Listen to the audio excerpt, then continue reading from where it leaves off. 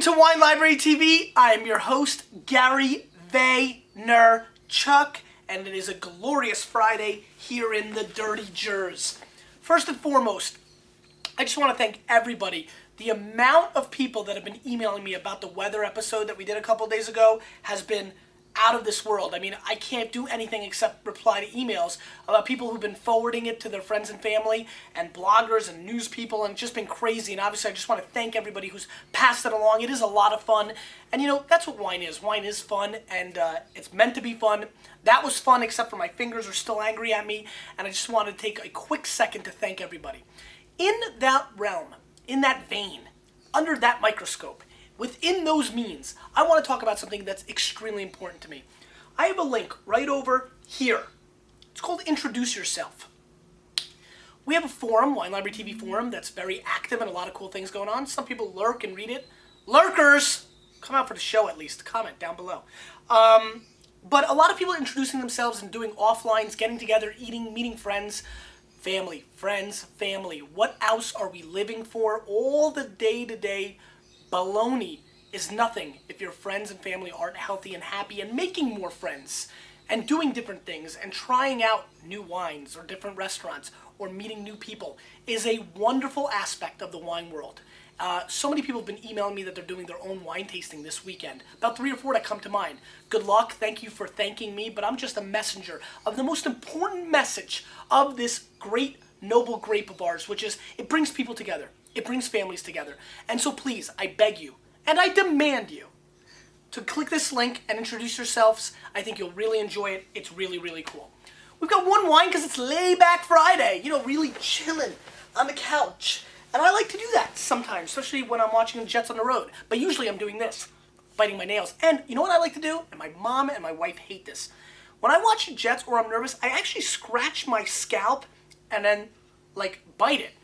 I'm not sure if I do this to train my palate because there's a lot of terroir in the scalp, but I do it and my family hates it, and I'm going to hate that I actually said that on the air. So we've got one wine today while we're chilling and answering some questions, and it's a very interesting wine. I picked it for a reason. I haven't had it, and I tried basically not tasting anything if I can help it that I've never tasted before on the show, but this is a 2001 San Felice Vigorello, which is a Tuscan blend. It's a super Tuscan. We talk about super Tuscans. A lot of people have been asking for more. And so that's what I'm going to do. This is a super Tuscan, and it's an interesting super Tuscan. It's 45% Sangiovese, it's 40% Cabernet, and it's 15% Merlot. It's from the great 2001 vintage. It's $37 US, and it is 90 points Wine Spectator. And the reason I picked it was, one, a lot of people have been asking me to do more Tuscans, and I like Tuscan wines, and super Tuscans are a lot of fun. And two, this is an interesting wine to me because it was $20 US just 6 or 7 vintages ago. And it's really the reason I don't drink as many super Tuscans as I used to, and I really believe it's the reason that most Americans don't drink super Tuscans as much as they used to. There was an enormous explosion. By the way, I can't help but notice the bouquet is almost taking over this entire room. It's a big room. Really massive. We'll get into that in a minute. I'm getting a little excited. Super Tuscans took a huge price increase about 6 or 7 years ago when Celaya and Sassicaia and Tignanello were really exploding, getting big scores. The Australian and Spanish, scene hadn't exploded yet, and it was really French, Italian, and American wines, and they were very important and very powerful. And everybody, all the serious collectors, always wanted a case of Celaya or Tignanello or an Alaya. And they've faded off. One, they're acidic-based wines, and they're a little bit different. A lot of times Sangiovese is not of the flavor profile of the new generation of wine drinkers. And the Australian and Spanish competition has come in with lower-price wines that got better scores. And so what happened was you had these super Tuscan wines that were scoring between 90 and 93, going from $20 wines to $50 and $80 wines. And you had this whole wave of Syrahs and inexpensive Spanish wines coming to the market that were also getting 90 to 93 point scores, scored priced $20, $15, $13. You do the economical math of the whole situation, they died. However, A lot of things have changed over the last 36 months. Bordeaux first growths have exploded. Bordeaux's gotten expensive. California's tend to be still expensive. And our good little friends from down under and from Spain have really eked themselves, except for some of the little guys that are really good values, to a higher price whale as well. There's tons of Shiraz now, $40, $50, $60. And oh, but what was happening all along where these Super Tuscans kind of had to stop, kind of had to drop. They had to stop, drop, and roll back into the situation. And now they find themselves almost maybe being values again. And, I'm curious, for $37 US, if this is a profound or extremely good Super Tuscan, it becomes a very good bargain in today's world market. So that's why we're doing that. And before we do that, I'm going to let it continue to breathe because it is totally dominating the room. And we're going to get into some questions because that's what we do on Friday. Mr. Mott, is that what we do? That's what we do. That's what we do. Eric, on vacay today. Jason R. When to drink Clio. Thinking of popping a Clio this weekend. I know everyone under the sun has talked about this wine. But down and simple, looking for two answers. One, drink the 03 or the 04 first. And two, how long will each last? And will it get better or stay the same? Jason, thanks for asking. I'm pretty excited about the Clio situation. Obviously, we were very excited about those wines on Wine Library TV, even going way back into last year, early in the year when we did the first 03 and scored it very high. So a lot of people have been emailing me. You're right. I get about 7 emails a week saying, thank you, Gary. It's the best wine I've ever had. You're the best. You're the coolest. Jets rule. You're the best. You're an athlete. You're wonderful. Strikingly handsome. Good dude. Golden heart. Will do anything for his fans. I just get these kind of emails all the time. What can I do?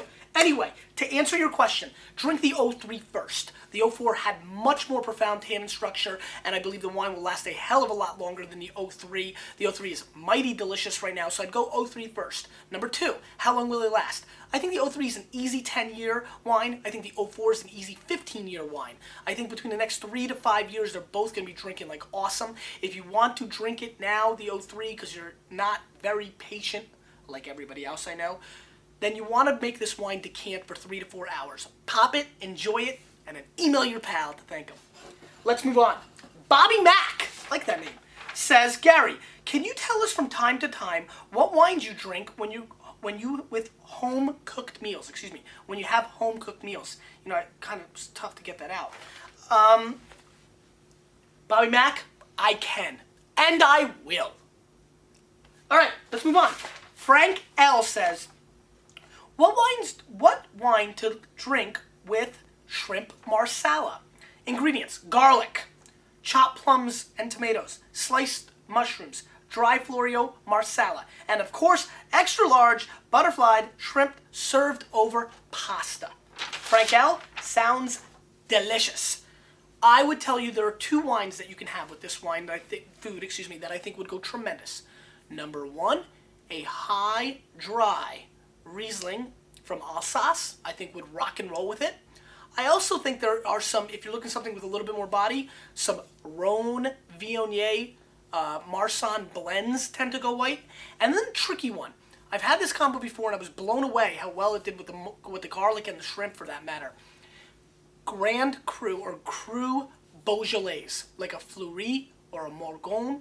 You will be shocked what you get out of Beaujolais for $15 to $18. And the perfumey and the lightness of the red wine go real well. Check it out. All that wine talk made me thirsty. Dark color, really nice color. Again, Sangiovese, Cab, and Merlot. 45 on the Sanjo. Really, really nice dark licorice flavors coming through, more on the black licorice side. A really lively strawberry coming through. Hints of white pepper, which is really nice as well. And a little bit of pomegranate, which is really nice to see. A little ting of pomegranate. Pomegranate's hot, so you like to see that. And that's a lot of fun, and that's the nose, and the nose is very good. Really nice.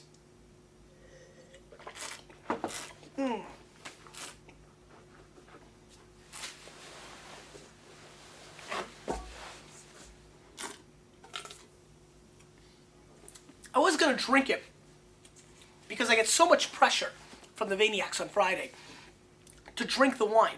But if I'm not going to come to the pressure of the distributors and the industry and my fellow competitors and the network shows and all these other things, definitely like Patriot fans, for example. I'm definitely not going to come to fold for you Vaniacs. Not that I don't love you. So I'm going to spit because that's what I do, because I got a lot of wine to taste, because I don't know if you know this, I'm about to taste and tape all of next week for you because I love you.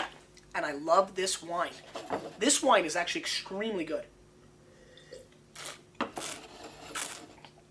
And this one I will drink.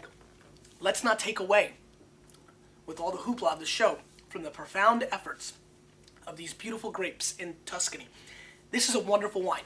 It has tremendous dry dirt flavors, like sand, like putting your tongue in the desert. And then after your tongue is angry, loading it with enormously interesting flavors of pepper, cherry, strawberry, hints of clove, real obviously hints of clove. I was waiting for my tongue to even get numb. A little crushed black raspberry, blueberry, blackcurrant, and cassis. I mean, there's a lot of different aspects. I'm tasting them all coming through.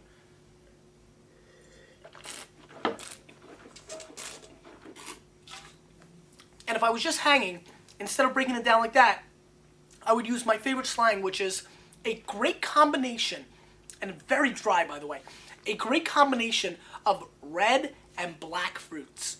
So many wines go either red or dark fruits. Cherries, strawberries, cassis over here, black fruits, blueberries, blackberries, plums. This has an integration, like a Skittles rainbow, of flavor. And I'm really on board with this wine. I like this wine. I like the dryness. I like the old world aspects of the dirt and the sand, the dry sand of a desert. Very dry wine on the palate. This is aged for 18 months in French oak, which is really impressive because they must be using some old oak, because I don't feel a lot of oak flavors on this at all. This is a perfect pairing with food. Great structure and complexity and earthy tones for the old world fans. Great fruit and balance and excitement on the nose for the new world fans. I mean, this is a wine that covers them all. I'm impressed with this effort. Spectator was right to score this in the 90s. I'm going to say they're a little low. I'm going to go 91 plus on this effort. This is a tremendous bottle of wine. For $37, it is what it is. I would not call it a screaming value, but it definitely delivers a tremendous Tuscan experience. And you know what? With all the people that love Tuscany and Italy, like myself and basically everybody else, because what a great country it is, this is a tremendous effort and a great face for the region. And it's great to see a great Super Tuscan not have to be $100 to deliver. Great effort. Let's move on. Drew Noir. I like that, like Drew and then Noir, but mix the I and the O, so I can't really read. So Drew Noir says, what's the big deal with being the first post per episode? Is there a prize for being the first person to post after every episode, or do these guys have no lives whatsoever? Drew, let's find out what's so good about being the first poster. Maybe you do or don't know, but, obviously I guess I should probably tell them, huh? The first person does get a check for $8.3 million every episode. So people like Tampa Steve and Brandon M have been able to accompany in the range of $40 to $50 million. And maybe you don't think that's a big deal, but it's a pretty good idea. They get up early in the morning, milk the cows, stretch out, do some exercise, and make sure that they are the first post. And you know what? It's worked for them. And if you don't like millions of dollars, then you don't have to be the first to post. But if you do, it's not a bad idea. Quick disclaimer, no $8.3 million for anybody posting. Kay Spengler says, Gravatar help. How do you create the picture on our posts? Kay is speaking about the little pictures you have underneath the episode where you leave a post. That is run by a website called gravatar.com. We're going to put the link. Chris, pay attention. We're going to put the link over here. Great news. It's been down forever. He was upgrading 2.0. I think he went up today. I just checked it out. I think he's back. So all of you who have the dark, bland, boring, sucky-ass wine bottle that's there and want to put up a picture, let's say, of me or a Jets helmet or of the Dirty Jers or whatever makes you happy, you can now do that by going to that site. Check it out. It brings a little personality to post. We can see a little bit inside your life. You get a whole hell of a lot of my life. Let's see a little bit about you. You want to share? You scared? I think you might be. Don't think I'm going into that without the question of the day. The question of the day. What's the question of the day? Where do you store most of your wine right now? It's Yenta time. I'm curious. Because you, and I'll see you in a week, but I'm taping a whole bunch of episodes with a little bit of me and a lot of vino. We're changing the wine world, aren't we?